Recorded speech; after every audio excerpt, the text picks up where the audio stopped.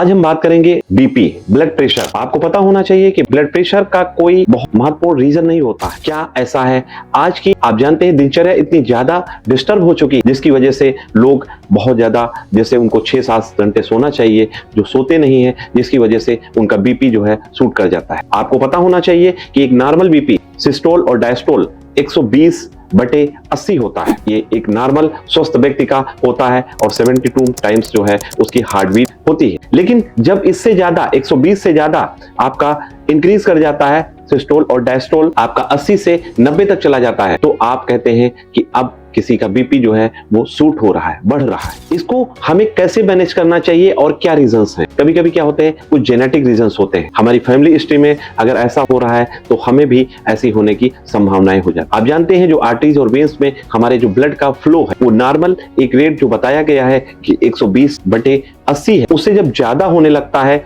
तो उसके कई रीजंस होते हैं। उसके क्या रीजंस हो सकते हैं? कभी कभी हम अपनी जो डाइट होती है उसमें सॉल्ट बहुत ज्यादा होते हैं जिसकी वजह से कभी कभी बीपी शूट करने लगता है। हम जो अपनी डाइट होती है बहुत अनहेल्दी खाते हैं, उसमें इतना ज्यादा अनहेल्दी फूड्स होते हैं, फास्ट फूड्स होते हैं, वो कहीं ना कहीं हमारी बॉडी में कोलेस्ट्रॉल और कई चीजों को बढ़ाते हैं, जिससे ब्लड कोलेस्ट्रॉल बढ़ता है, बॉडी में बीपी शूट होने के चांसेस बढ़ जाते हैं। तो कई ऐसी हमारी लाइफस्टाइल में हम बहुत आराम से, जो हमें 6 घंटे की नींद 7 घंटे की लेनी चाहिए, नींद नहीं आती है, कोई भी रीजन हो सकता है जिसकी वजह से ये सूट करता है। तो बीपी हमारा जब सूट करता है तो हमारे बॉडी में, आप जानते हैं, कई चीजों के खतरे बढ़ जाते हैं। क्या खतरा बढ़ जाता है? पहला खतरा बढ़ जाता है हार्ट अटैक। आप जानते हैं ब्लड का जब सर्कुलेशन उतनी मात्रा में नहीं होता है जितनी मात्रा में होना चाहिए, उस पर प्रेशर पड़ने लगता है तो कहीं ना कहीं कार्डियक अरेस्ट होने के चांसेस बढ़ जाते हैं। तो इसलिए हमें तत्काल क्या करना चाहिए? अपना बीपी चेक करना चाहिए। कभी कभी क्या होता है, अचानक, ये कहते हैं किलर होता है, एक तरह सडन किलर होता है, एक तरह से हमारी बॉडी में सूट करता है और हमारे बॉडी के और अंगों को इफेक्ट करने लगता है। कभी कभी किडनी में कोई प्रॉब्लम होने की वजह से किसी की डायलिसिस चल रही होती है, किसी को बीपी की प्रॉब्लम तब हो जाती है, कभी डायबिटीज का अगर प्रॉब्लम है उसकी वजह से होने लगता है। तो कई अन्य रीजन, क्योंकि हमारी बॉडी के जितने भी सिस्टम्स होते हैं वो सारे एक दूसरे से जुड़े होते हैं। तो हमें क्या करना चाहिए? होम्योपैथिक में इसका क्या उपचार है? हम बात कर रहे हैं होम्योपैथिक मेडिसिन की।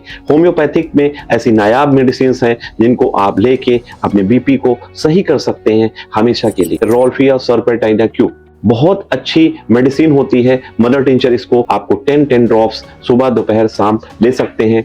दूसरी मेडिसिन है क्रेटेगस ऑक्स क्यूब है, इसको आप लीजिए। तीसरी मेडिसिन है अर्जुना क्यू, इस मेडिसिन को आप लीजिए मदर टिंचर फॉर्म में। इन तीनों मेडिसिन को, crataegus Q, rauwolfia Q, arjuna Q, इन तीनों मेडिसिन को इक्वली आपस में मिक्स कीजिए और इसके 20 ड्रॉप्स सुबह दोपहर शाम आप लीजिए। आप इस समस्या से निजात पा सकते हैं। बाकी आप हमारे से संपर्क कर सकते हैं। आप इससे निजात पाना चाहते हैं तो इसका बीपी ड्रॉप आता है होम्योपैथिक में, बर्नट कंपनी का, बहुत इफेक्टिव और बहुत ही अच्छा।